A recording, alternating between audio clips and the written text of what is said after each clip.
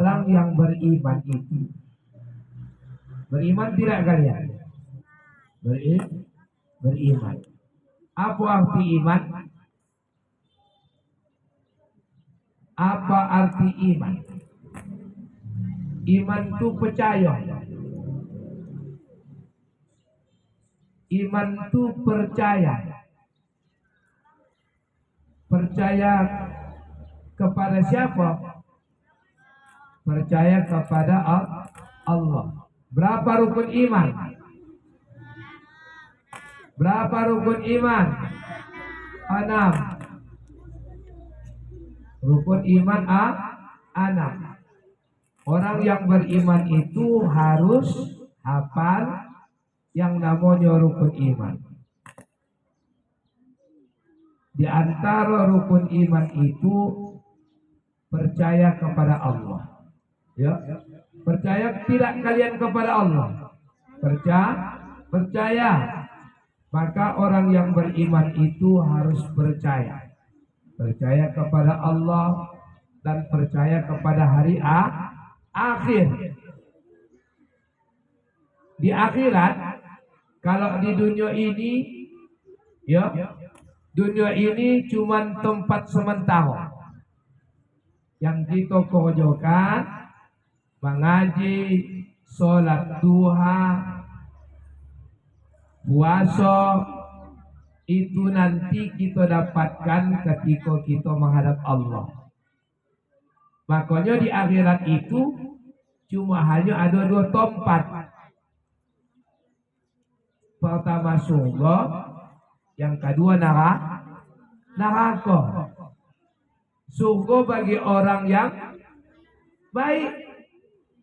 Surga bagi orang yang baik melakukan amal ibadah. Neraka bagi orang yang jahat.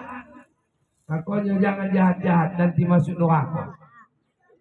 Makanya ketika kita hendak masuk surga harus ada syaratnya. Syarat masuk surga itu ada 4. Kalau tak ada syarat tak bisa masuk surga.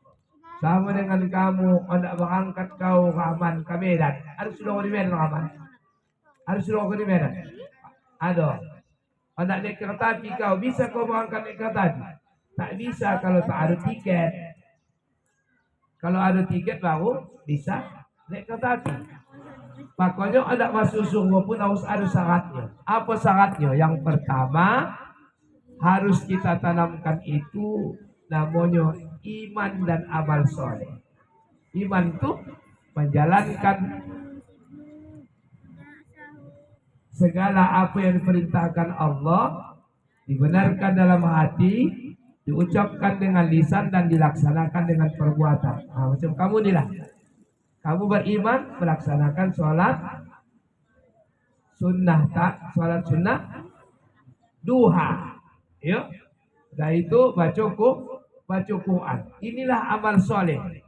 Nanti yang kamu kerjakan ini nanti pasti dapat kamu pahalanya, bukan sekarang. Kalau sekarang kamu melakukan amal ibadah untuk orang tua kamu, membantu orang tua kamu, supaya apa? Supaya polan-polan dosanya dihapuskan Allah. Nanti kalau yang kamu lakukan ini terus sampai tua kamu kerjakan, maka pastilah nanti kamu akan mendapatkan kebaikan tersebut. Maka amal ibadah itu apa termasuk sholat. Maka sholat itu jangan bermain-main. Di dalam tuntunan sholat itu yang kamu baca itu, yang kamu pegang itu, situ tak ada bermain-main. Coba tengok, ada syarat sholat bermain-main? Tidak. Tak ada syarat sholat itu bermain-main. Orang yang sholat itu harus khusyuk menghadap Allah Subhanahu wa ta'ala. Tak bermain-main. Jangan bermain-main sholat. Kalau bermain-main sholat, maka sholatnya tak diterima oleh Allah Subhanahu wa ta'ala. Karena yang kita kerjakan ini upaya kita, usaha kita hendak mendapat surganya Allah nanti di hari pembalasan. Yang kedua, sesudah iman dan amal soleh, Yang kedua adalah takwa. Takwa itu artinya apa? Takut. Kepada siapa kita takut? Kepada Allah. Takut tak puasa, takut melawan guru, takut membongak. Kenapa? Karena kita diawasi Allah. Walaupun tak nampak orang awak tak puasa, tapi yang menampak itu ada. Siapa itu? Allah. Maka orang yang beriman itu harus takut kepada Allah Subhanahu wa taala supaya apa? Supaya bisa dekat kepada Allah Subhanahu wa taala. Selanjutnya yang ketiga, syarat yang ketiga itu harus berjuang dan berkorban. Berjuang dan berkorban. Puasa berjuang, puasa berkorban. Ya, ke sekolah berkorban. Nanti apa yang kamu kojokan saat ini, belajar kamu menuntut ilmu, insya Allah yakinlah kita bahwasanya orang yang hari ini berjuang berkorban untuk menuntut ilmu, pasti nanti dia akan menjadi orang yang sukses. Kesuksesan itu bukan sekarang, tapi nanti. Udah bosan kamu, barulah dapat kamu hasil ilmu itu. Makanya belajar pun harus ada resiko. Ya, mengaji apa lagi? Dulu kalau guru mengaji, awak mengaji tanya Bu Nurai. Kalau guru mengaji dulu garang-garang, mengantuk diantukkan ke dinding. Iya. Khotannya nang pobalan khotannya. Tutukkan saja begini kalantai dah takut kami dulu mengaji. Tapi hasilnya, kalau sekarang dibuat begitu, tak pernah datang. Coba kamu dah datang tak sonang. Kalau dulu itu mengadu sama orang tua kami pula kono lutut orang tua kami. Makanya berjuang dan berkorban untuk apa? Untuk mendapatkan kebajikan. Berjuang, berkorban, beribadah untuk apa? Untuk meraih ridha Allah dan untuk mendapatkan surganya Allah Subhanahu wa taala. Selanjutnya syarat yang keempat itu, ketika kita hendak mendapatkan surga Allah Subhanahu wa taala, kita harus tobat kepada Allah. Tobat itu artinya apa? Menyesali. Menyesali segala perbuatan dosa. Menyesali segala kesalahan. Dalamnya ini banyak salah awak sama guru awak, banyak salah awak sama ayah mama awak. Coba kita minta maaf.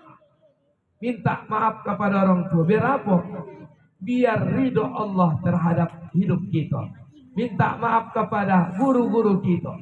Kalau selamanya ini awak melawan guru awak, jangan sampai murka guru awak itu akhirnya apa? Ilmu yang diberikan guru itu tidak berkah. Kalau sudah orang tua tak ridho, kalau guru sudah sakit hati, tak berkah mengkasihkan ilmu itu, alamatlah kamu tidak bisa menjadi orang yang sukses. Maka anak-anakku sekalian, ketika kita melakukan dosa, cobalah kita minta maaf, bermohon ampun kepada Allah supaya apa?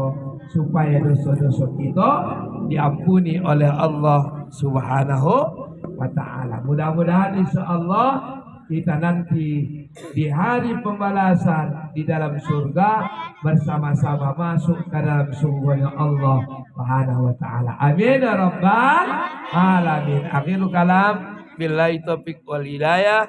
Wassalamualaikum